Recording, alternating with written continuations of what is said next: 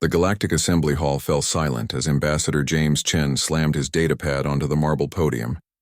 The sound echoed through the crystalline chamber like a gunshot, causing several of the more delicate species to flinch in their hover seats.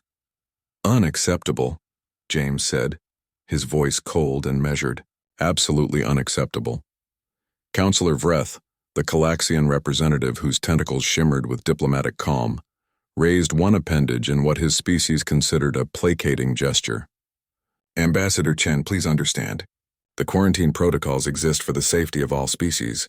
Your enthusiasm for expansion must be tempered with wisdom." James's jaw tightened. Behind him, Aliana Rodriguez, Earth's military liaison, stood with her arms crossed, her dark eyes scanning the assembled representatives with barely concealed contempt. She had warned him this would happen. Humanity had been granted provisional membership to the Galactic Council only 2 years ago, and already the older species were trying to clip their wings. "Wisdom?" James repeated, his voice rising. "You call abandoning the colony on Arcturus a wisdom? There are 15,000 humans on that planet.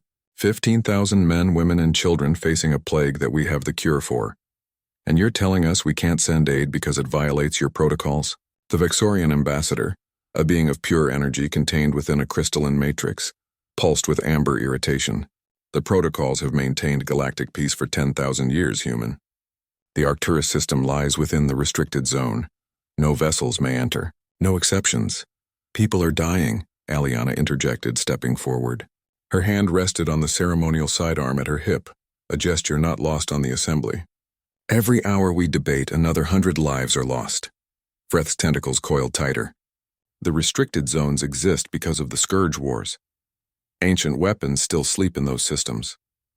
One wrong move, one activated defense grid, and entire sectors could be sterilized. Surely even humans can understand basic risk assessment." The chamber murmured in agreement. The Galactic Council had learned caution over millennia. They had seen empires rise and fall, watched worlds burn. They had learned that patience, protocol, and careful deliberation saved lives in the long run. James looked at Aliana. She gave him the slightest nod.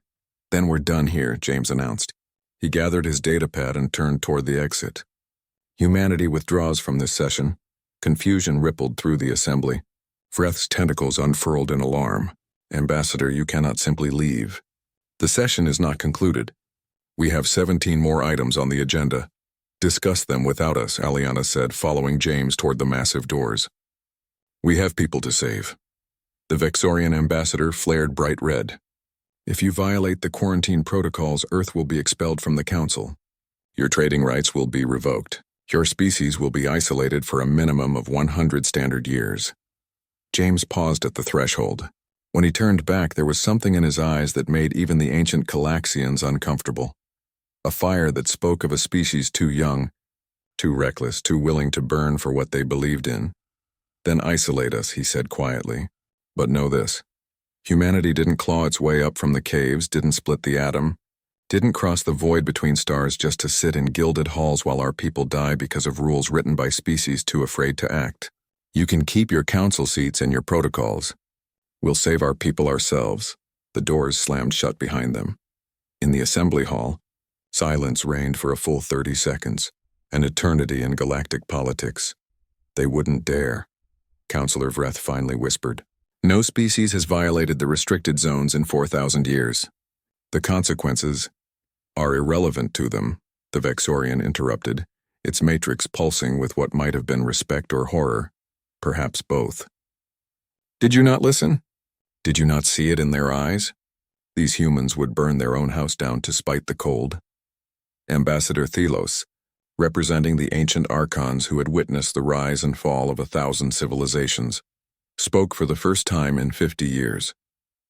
His voice was like grinding stone. "I have seen this before. Species with this fire. They either die young and spectacular or they reshape the galaxy itself." "What should we do?" Vreth asked. "Watch," Thelos said, "and pray to whatever gods you still believe in, that when the humans emerge from the restricted zone, and they will emerge, they remember who stood with them and who stood aside."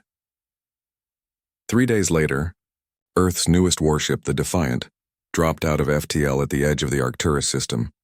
They were not alone. 17 other human vessels, everything from military frigates to converted cargo haulers, materialized in a loose formation. On the bridge, Captain Aliana Rodriguez studied the sensor readouts. Ancient defense satellites dotted the system like sleeping predators, their weapons millennia old but still functional.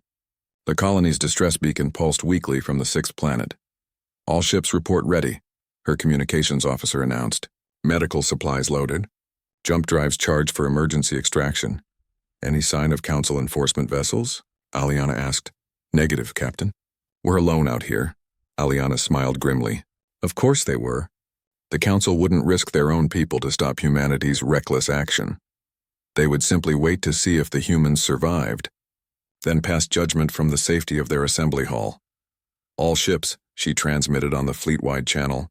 "We didn't come this far as a species to abandon our own. The galaxy may watch in horror, but they'll also watch in awe. Engage drives. Let's bring our people home." As the human fleet plunged into the forbidden system, activating ancient sensors and awakening defense grids that hadn't seen life in ages, one thing became clear to any observer. Humanity had announced itself to the galaxy not with words or diplomacy, but with the same defiant spirit that had always defined them.